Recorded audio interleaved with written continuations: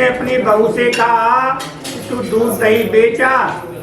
जो दूध दही बेचने गई, कार्तिक का महीना था, वहाँ पर सब औरतें पीपल सींचने जाती थी, तो वह भी बैठ गई और औरतों से पूछने लगी कि तुम क्या कर रही हो।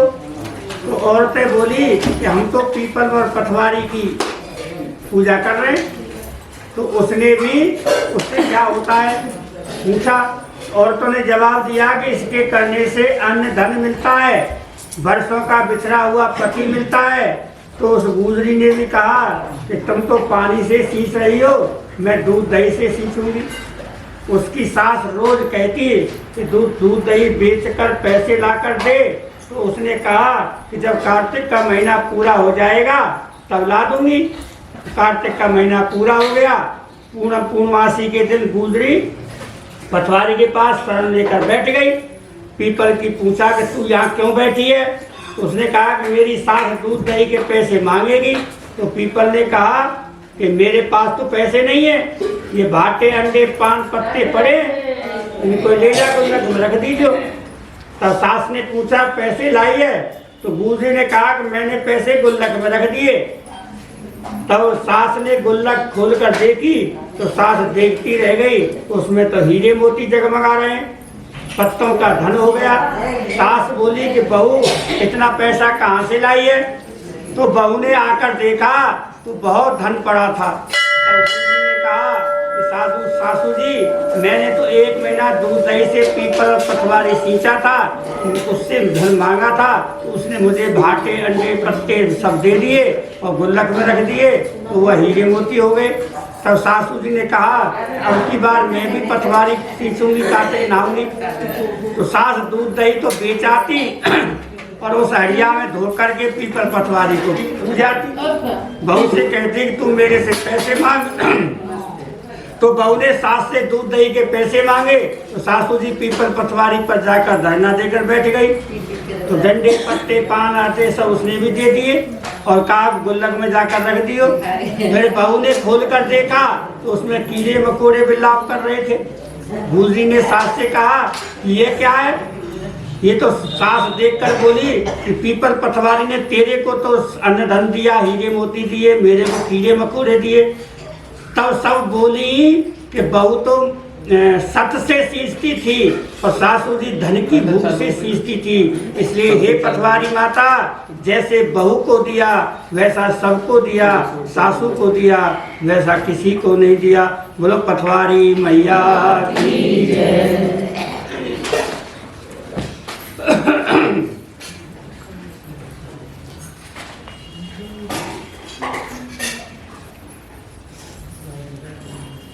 तो इतनी कथा सुनकर ऋषि कहने लगे कि हे सूजी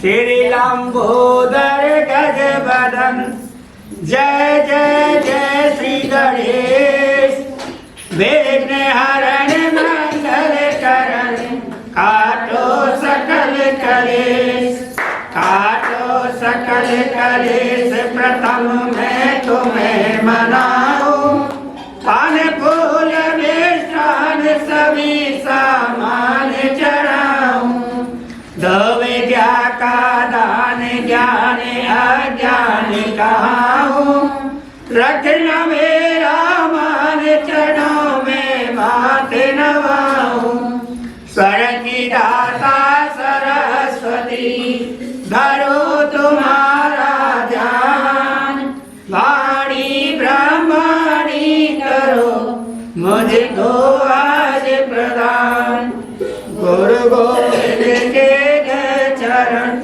न्याहु चरणों हाथ, दीनहीन जन जान के रखो शीस पर हाथ, लखन सिया राम जय जय राम, मेरे प्रभु राम जय जय राम, मंगल भवन अमंगलहारी, प्रभु सुदशरथ अजर बिहारी, दीन दयाल बिरध संभारी, हरौ नाथ मम संकट भारी, जा पर कृपा राम की होए,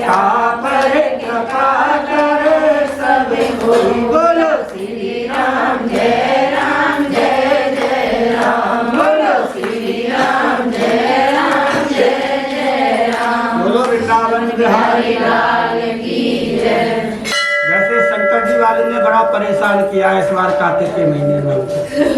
सही बता रहा हूँ आपको, 12 महीना शंकर जी रहते, कार्तिक के महीने में सब कार्तिक की कथा होती है।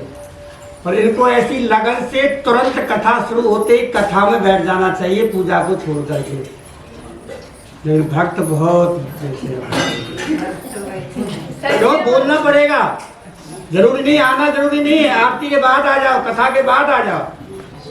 जिनको कथा सुननी है, कार्तिक नहा रहे हैं तो कार्तिक में कार्तिक का महत्व समझना चाहिए। कथा का महत्व क्या हुआ, पूछो आंटी जी को। और बड़ी बूढ़ी आंटी है, कहाँ से भक्के आती है कथा के कारण। कथा ही तो मैंने इसकी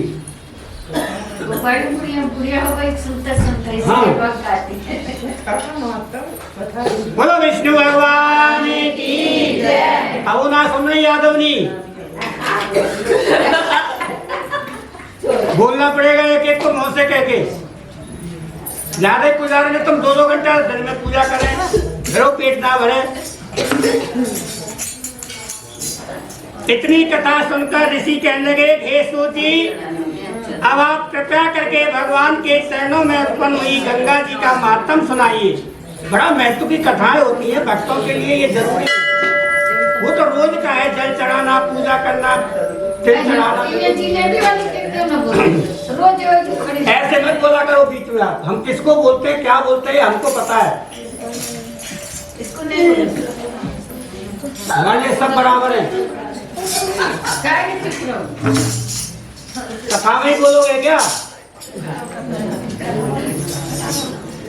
अरे नहीं आएगी और क्या करेगी ज्यादा से ज्यादा। गंगा जी का महात्म सुनाइए। तब सूची बोले कि हे ऋषियों, इस संबंध में नारद मुनि ने जो कुछ राजा पृथु से कहा वही मैं आपको सुनाता हूँ। इंद्र आदि समस्त देवताओं को उत्पन्न करने वाले कश्यप जी की 2 पत्नियां थीं। एक का नाम अदिति था, दूसरी का नाम दिति था। अदिति के पुत्र देवता कहलाए तथा दिति के दैत्यों की उत्पत्ति हुई। देवता तथा दैत्यों में जन्म से ही बैर था। कालांतर में प्रहलाद का पौत्र अर्थात विलोचन का पुत्र बलि दैत्यों का राजा बना। उसकी सेना अत्यंत विशाल थी।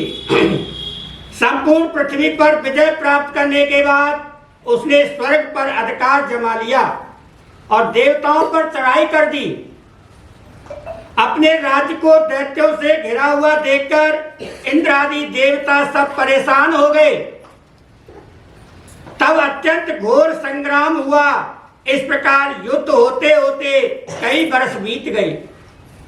अंत में देवताओं ने देखा कि दैत्यों की शक्ति में कोई कमी नहीं हुई, वे निरंतर आगे बढ़ रहे हैं, तो मैदान छोड़कर भाग खड़े हुए।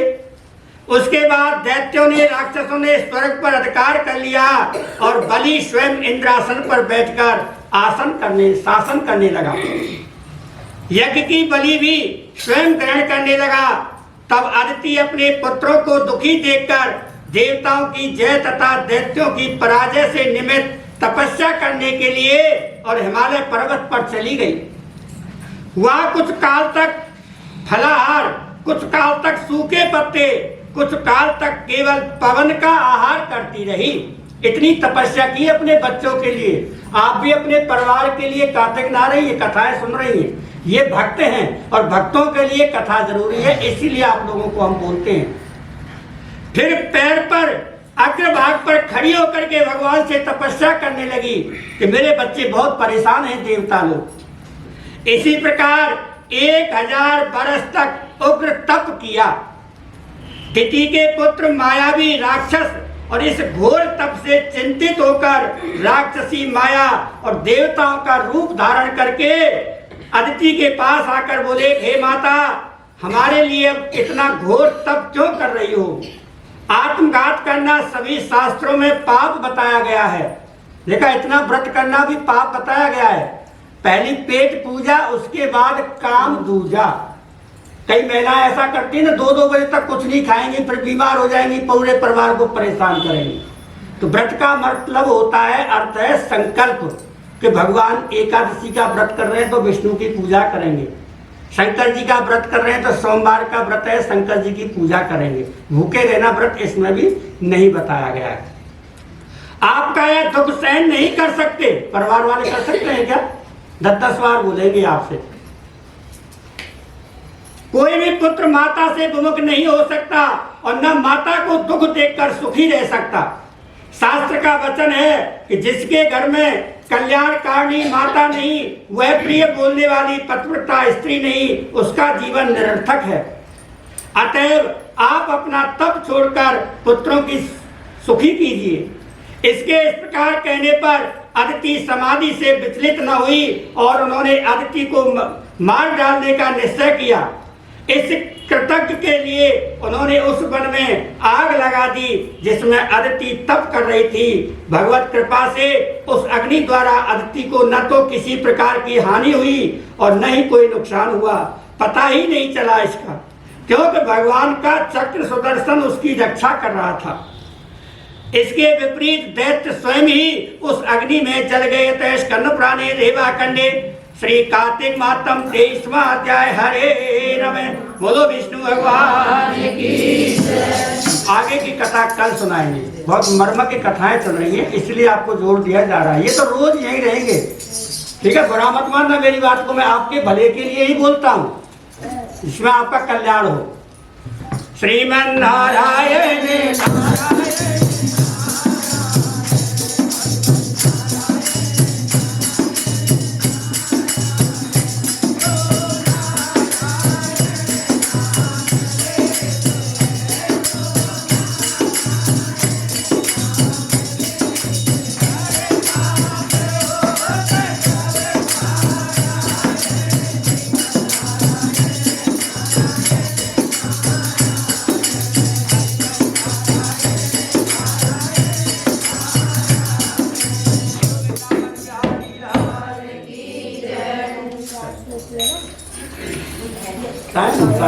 एक 29 तक